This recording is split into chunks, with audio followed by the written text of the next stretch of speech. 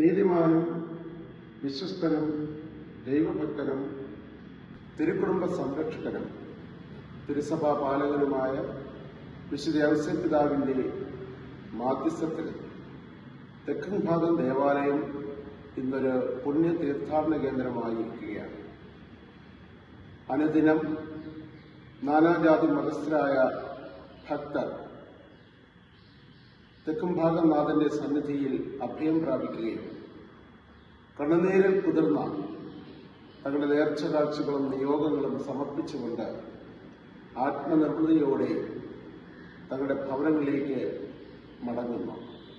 നമ്മുടെ കർത്താവായ യേശുക്രിസ്തുവിന്റെ ഉയർപ്പ് തിരുനാൾ ആസന്നമായിരിക്കുകയാണല്ലോ. തീർത്ഥാടകർക്ക്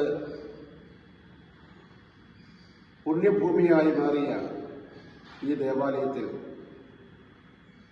ഉയർപ്പ് തിരുനാൾ ഏറ്റവും ആത്മീയ ചൈതന്യത്തോടെ ആഘോഷിക്കുവാൻ അവസരമൊരുങ്ങുകയാണ്.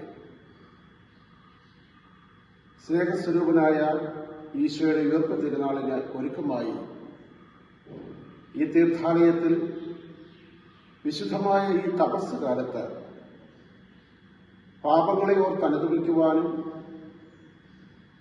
ദൈവത്തോട് കൂടുതൽ അടുക്കുവാനും വിശുദ്ധിയിൽ ജീവിക്കുവാനും ഇടവക നവീകരണ ധ്യാനം ഒരുക്കുന്നു.